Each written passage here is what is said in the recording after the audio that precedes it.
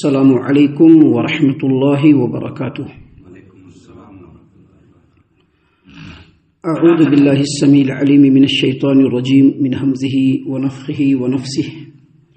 بسم اللہ الرحمن الرحیم۔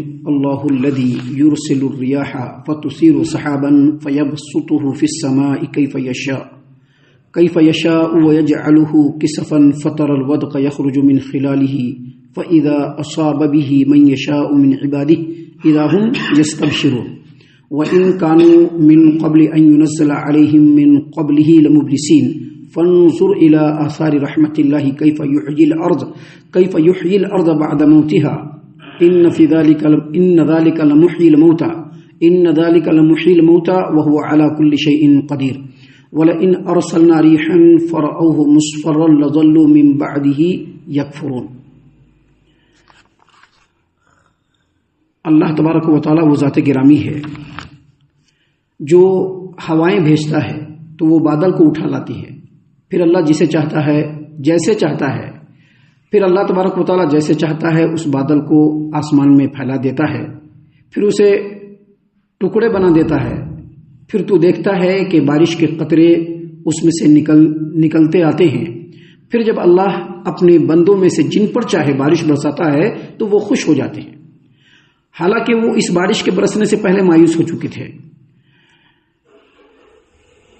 اب اللہ تبارک و تعالیٰ کی رحمت کے نتیجوں پر غور کیجئے کہ وہ کیسے زمین کو مردہ ہونے کے بعد زندہ فرما دیتا ہے۔ یقیناً وہی مردوں کو زندگی بخشنے والا ہے اور وہی ہر چیز کے اوپر قادر ہے۔ اور اگر ہم ایسی ہوا بھیج دیں جس کے اثر سے وہ اپنی کھیتیوں کو سوکھتا ہوا زرد پڑتا دیکھیں تو اس کے بعد وہ اللہ تبارک و تعالیٰ کی ناشکری کرنے لگ جاتے ہیں۔ محترم سامعین کرام، سورۃ الروم سورہ نمبر 30 اور اسی سورت سے آیت نمبر 48، 49، 50، 51 یہ چند آیات ابھی آپ کے سامنے تلاوت کی گئی۔ بفضل اللہ، بعون اللہ، بتوفیق اللہ، آیات کا ترجمہ بھی آپ تمام کی خدمت میں پیش کیا گیا۔ سامعین کرام، یہ جو قرآن کریم ہے اللہ تبارک و تعالیٰ نے اس کی صفت بیان کرتے ہوئے قرآن کریم میں ہی بیان فرمایا ہے کہ یہ کتاب متشابہہ، یہ ایسی کتاب ہے جس کے اندر جو آیات ہیں وہ بالکل ملتی جلتی ہیں۔ جو آیات اللہ نے کتاب کے اندر نازل فرمائی ہے وہ ایک دوسرے سے ملتی جلتی ہیں، مثانی، اور اس کو بار بار پڑھا بھی جاتا ہے۔ آپ دیکھ سکتے ہیں، آپ نے ایکسپیریمنٹ بھی کیا ہوگا، آپ کا مشاہدہ بھی ہوگا، ہر دور میں قرآن کریم کے نزول کے بعد ہر آدمی کا مشاہدہ ہے کہ سب سے زیادہ پڑھی جانے والی کتاب یہ ہے، اس سے زیادہ کوئی بھی کتاب اس روئے زمین پر نہیں پڑھی جاتی ہے۔ سب سے زیادہ پڑھی جانے والی کتاب، سب سے زیادہ غور و فکر اور تدبر کی جانے والی کتاب، اسی کو اللہ تبارک و تعالیٰ نے بنایا ہے، کیونکہ اس کے اندر بظاہر ایسا لگے گا کہ یہی بات پہلے بھی اللہ نے بیان کیا ہے، لیکن انہی باتوں کے اندر ایک نئے سرے سے، نئے انداز سے، نئے اسلوب سے اللہ تبارک و تعالیٰ اپنے بندوں کو اس قرآن کریم کے اندر غور و فکر کی دعوت دیتا ہے۔ دیکھیے اللہ تبارک و تعالیٰ نے فرمایا، اللہ الذی یرسل الریاح فتثیر سحابا فیبسطہ فی السماء کیف یشاء ویجعلہ کسفا فتری الودق یخرج من خلالہ فاذا اصاب به من یشاء من عبادہ اذا هم یستبشرون۔ اللہ تبارک و تعالیٰ وہ ذات گرامی ہے جو ہوائیں بھیجتا ہے تو وہ ہوائیں بادل اٹھا لاتی ہے، پھر اللہ جیسے چاہتا ہے اس بادل کو آسمان میں پھیلا دیتا ہے، اس کے ٹکڑے بنا دیتا ہے، پھر تو دیکھتا ہے کہ بارش کے قطرے اس میں سے نکلتے آتے ہیں، پھر جب اللہ اپنے بندوں میں سے جس پر چاہے بارش برساتا ہے تو وہ خوش ہو جاتے ہیں۔ یہ جو ایک آیت کریمہ ہے جس کا ترجمہ میں نے سرسری طور پر آپ کے سامنے پیش کیا ہے، اس میں اللہ تبارک و تعالیٰ نے اپنی قدرت کاملہ اور اپنے قدرت کے کاریگری کی کئی نشانیاں بیان فرمائی ہیں۔ دیکھیے، سب سے پہلی نشانی ہوا جو چل رہا ہوتا ہے ہمارے ارد گرد، اس ہوا کے اندر اتنی بھی طاقت نہیں ہے کہ وہ ایک کنکر کو بھی تھام سکے۔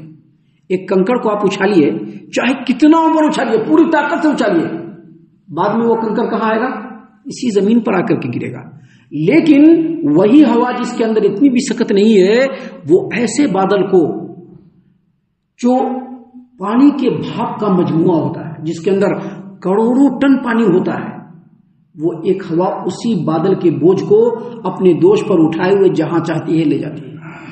سامعین کرام، یہاں پر اللہ تبارک و تعالیٰ نے جو دوسری نشانی بیان کی ہے وہ یہ کہ وہ جو بادل جس کو ہوا اٹھا کر کے لے جاتی ہے اس کے اندر کروڑوں ٹن پانی ہوتا ہے. اس کا اندازہ آپ کیسے لگائیں گے؟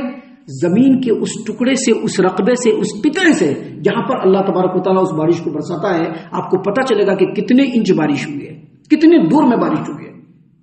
یہ دوسری نشانی ہے. تیسری نشانی، وہ جو ہوا جو بادل کو اٹھا کر کے لے جاتی ہے، طبیعی طور پر یا نیچرلی وہ کہیں نہیں لے جاتی ہے، بلکہ اللہ جہاں چاہتا ہے اس کو اسی طرف وہ ہوا لے کے جاتی ہے. وہ اپنی مرضی سے یا طبیعی طور پر یا نیچرلی، جیسا کہ بعض لوگ کہتے ہیں، وہ ہوا اس کو نہیں لے کے جاتی ہے، بلکہ اللہ چاہتا ہے جدھر لے جانے کا ادھر لے جاتا ہے. آپ نے حدیث سنی ہوگی نبی کریم صلی اللہ علیہ وسلم کی کہ ایک آدمی جو ہے بیابان میں گھوم رہا تھا تو اس نے ایک بادل سے آواز سنی کہ فلاں آدمی کے کھیت کو سیراب کر، اور پھر وہ بادل وہاں سے اپنے آپ چلا اور ایک جگہ پر آ کر کے بارش برسایا، اور پورا پانی کہاں گیا؟ اسی آدمی کے باغ میں. تو جو ہوا اپنے دوش کے اوپر کروڑوں من، کروڑوں ٹن پانی کے بادل کو اٹھائے ہوئے رہتی ہے، وہ اپنی مرضی سے یا طبیعی طور پر نہیں، اللہ جہاں چاہتا ہے اس کو اس طرف اللہ تبارک و تعالیٰ رخ موڑ دیتا ہے اور وہاں جا کر کے وہ بارش برستی ہے. اور ایک اور نشانی اللہ تبارک و تعالیٰ نے یہاں پر بیان فرمایا اسی آیت کریمہ میں کہ وہ بادل اللہ کے حکم سے، جب وہ ہوا اللہ کے حکم سے جب بادل کو لے کر کے کسی علاقے میں جاتی ہے تو اللہ تبارک و تعالیٰ وہاں ٹھنڈک بنا دیتا ہے، اور ٹھنڈک کی وجہ سے وہ جو بھاپ ہوتا ہے وہ پانی میں تبدیل ہوتا ہے. لیکن یہاں پر ہوتا کیا ہے کہ اس ٹھنڈک سے جو بھاپ بادل کا پانی میں جو تبدیل ہوتا ہے تو ایک ہی مرتبہ نہیں گرتا ہے، بلکہ قطرے قطرے گرتا ہے. اگر زیادہ ٹھنڈا ہو تو کیا ہوتا ہے؟ وہی پانی اولا بن جاتا ہے جو برف بن کر کے زمین پر گرتا ہے. یہ اللہ تبارک و تعالیٰ کے قدرت کی کاریگری ہے جو اللہ تبارک و تعالیٰ نے یہاں پر بیان فرمایا. اس میں غور و فکر کی دعوت دی اللہ تبارک و تعالیٰ نے تاکہ ہر انسان اس آیت کریمہ پر اور اس طرح کی آیتوں پر غور کر کے اللہ تبارک و تعالیٰ کی قدرت کاملہ کو پہچانے اور یہ سمجھے کہ اللہ تبارک و تعالیٰ ہی مختار کل ہے، اس کے علاوہ کسی کے سامنے جھکا نہیں جا سکتا. سامعین کرام، ان باتوں کو بیان کرنے کے بعد اللہ نے فرمایا کہ اللہ جب اور جہاں اور جس طرح سے اپنے جس بندے کے بارے میں چاہتا ہے وہاں پر جا کر کے اللہ تعالیٰ بارش کو برسا دیتا ہے، اور وہ سارے کے سارے لوگ کیا ہوتے ہیں؟ خوش ہو جاتے ہیں. حالانکہ اللہ نے انہی آیتوں کے اندر آگے بیان فرمایا کہ وَإِن كَانُوا مِن قَبْلِ أَن يُنَزَّلَ عَلَيْهِم مِّن قَبْلِهِ لَمُبْلِسِينَ. حالانکہ وہی لوگ بارش کے برسنے سے پہلے مایوس ہو گئے تھے کہ پتہ نہیں بارش ہوگی کہ نہیں ہوگی، بڑی پریشانی ہے، بارش برس نہیں رہا ہے. بارش برس نہیں، خوش ہو گئے، لیکن بارش برسنے سے پہلے وہ مایوس تھے. سامعین کرام، ان تمام باتوں کی روشنی میں ایک بات اور دیکھ لیجیے کہ جب کسی علاقے کے اندر بارش نہیں ہوتی ہے تو بارش سے پہلے کے حالات بڑے خراب ہوتے ہیں. زمین بالکل سوکھا پڑ جاتا ہے، پیڑ پودے بالکل مرجھا جاتے ہیں، گرد و غبار اڑ رہا ہوتا ہے، پیڑوں پر اور دوسری چیزوں پر مٹی جا کر کے اٹ جاتی ہے. لیکن جیسے ہی اللہ تبارک و تعالیٰ بارش برساتا ہے جل تھل ہو جاتا ہے. پیڑ کے پتے جو ہوتے ہیں وہ بادل کے پانی سے بالکل دھل جاتے ہیں، زمین بالکل ہرا بھرا لگنے لگتا ہے. اور ایسے اللہ تبارک و تعالیٰ کی مخلوق بھی پانی کے گرنے کے بعد پیدا ہو جاتے ہیں جو پورے زمین کے اوپر بالکل رم جھم اور بہترین قسم کا ماحول بنا دیتے ہیں. ایسا لگتا ہے کہ زمین پہلے مری ہوئی تھی، اللہ نے بارش برسایا، زمین پھر سے زندہ ہو گئی.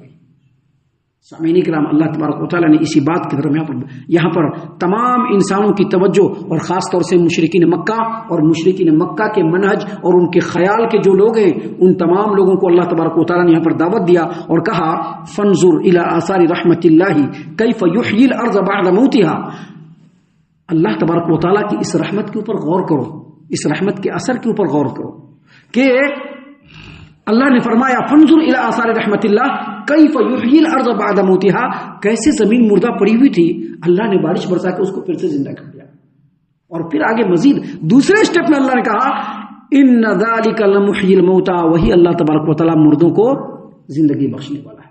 جیسے زمین مردہ پڑی ہوئی تھی اللہ نے بارش برسا کر کے اس کو زندہ کر دیا، ویسے ہی جو انسان مر جائیں گے مرنے کے بعد اللہ اس کو پھر سے زندہ کرنے والا ہے، پھر سے اللہ زندہ کرنے والا ہے. اسی لیے نیکسٹ اسٹیپ میں اللہ نے فوراً کہا وَهُوَ عَلَى كُلِّ شَيْءٍ قَدِيرٌ، وہ ہر چیز کے اوپر قادر ہے، ہر چیز کے اوپر وہ قادر ہے، وہ جو چاہے کر سکتا ہے، اس کو کچھ کرنے کی ضرورت نہیں، بس کہہ دے کن تو وہ چیز ہو جاتی ہے.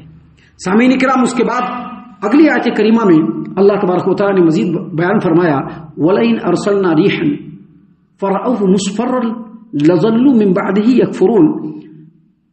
اور اگر ہم ایسی ہوا بھیج دیں، ہوائیں بھی کئی قسم کی ہوتی ہیں. کچھ ہوائیں ایسی ہوتی ہیں جو انسان کے چمڑوں کو، پیڑ کے پتوں کو، اس کی جڑوں کو جھلسا دیتی ہے، جس سے وہ سوکھ جاتا ہے، پیڑ بالکل سوکھ جاتا ہے، ختم ہو جاتا ہے. جو غلے ہوتے ہیں ان ہواؤں کے لو سے وہ جو پودے ہوتے ہیں وہ بالکل ختم ہو جاتے ہیں. اللہ نے کہا کہ اگر ہم ایسی ہوا بھیج دیں، کہ اگر ہم ایسی ہوا بھیج دیں جس کے اثر سے وہ اپنی کھیتی کو زرد پڑتا ہوا، ختم ہوتا ہوا دیکھے، تو اس وقت وہ لوگ کفر کرنے لگ جاتے ہیں، ناشکری کرنے لگ جاتے ہیں. اللہ تعالیٰ نے قرآن کریم سورۃ الواقعہ میں اسی بات کو بیان فرمایا. افرأیتم ما تحرثون، تم جو کھیتیاں کرتے ہو کیا تم دیکھے ہو کبھی؟ تمہارا کیا خیال ہے؟ افرأیتم ما تحرثون اانتم تزرعونه ام نحن الزارعون، تم اس کو بوتے ہو یا ہم بوتے ہیں؟ اللہ بوتا ہے. اللہ نے مزید فرمایا انتم تزرعونه ام نحن الزارعون لو نشاء لجعلناه حطاما فظلتم تفكهون انا لمغرمون بل نحن محرومون. اللہ نے کہا کہ اگر اس پودے کو جس کو تم نے کاشت کر کے اگایا ہے اور تم یہ سمجھ رہے ہو کہ تم اگائے ہو، اگر ہم اس کو چورا چورا کر دیں تو باتیں بنانے لگ جاؤ گے. کیا باتیں بنانے لگ جاؤ گے؟ اتنی محنت کی کوئی فائدہ نہ ہوا، ایسی مصیبت ہمارے اوپر آ کے پڑ گئی. اللہ تبارک و تعالیٰ نے اصل ان تمام آیتوں میں اور بالخصوص آخری آیت میں ایک دنیا دار آدمی کے ایک صفت کو بیان کیا ہے. دنیا دار آدمی کی صفت کیا ہوتی ہے؟ دنیا دار آدمی کی صفت یہ ہوتی ہے کہ اگر اللہ تبارک و تعالیٰ نعمت سے نوازے تو خوش ہو جاتا ہے، لیکن اللہ کا شکر ادا نہیں کرتا ہے. خوش ہوگا ضرور، خوش ہو جائے گا، لیکن اللہ کا شکر ادا نہیں کرے گا. لیکن جیسے ہی اس دنیا دار آدمی کو اللہ تبارک و تعالیٰ تھوڑی سی آزمائش میں ڈالے گا، فوراً اس کا پیترا بدل جائے گا اور کہے گا کہ اللہ کو مجھ پر ہی ایسی مصیبت ڈالنی تھی کیا؟ اللہ تبارک و تعالیٰ نے کہا کہ نہیں. اللہ تبارک و تعالیٰ چاہے بہار ہو چاہے فضا ہو، لا الہ الا اللہ، ہر حال میں اللہ کا شکر ادا ہونا ہے. کیونکہ اللہ تبارک و تعالیٰ تم لوگوں پر اتنی رحمت اور اتنی مہربانیاں اور اتنی نعمتیں اللہ تبارک و تعالیٰ نازل فرماتا ہے، لہٰذا ہر حال میں اللہ کا شکر ادا کرنا ہے. اللہ کے ساتھ کسی کو شریک نہ ٹھہرانا ہے، اللہ کی توحید پر ہمیشہ قائم و دائم رہنا ہے. ہم اللہ سے دعا کرتے ہیں کہ اللہ تعالیٰ ہم تمام کو ان تمام باتوں کے اوپر خوب غور و فکر اور تدبر کرنے کے ساتھ ساتھ ان باتوں پر عمل کرنے کی بھی توفیق عنایت فرمائے. آمین.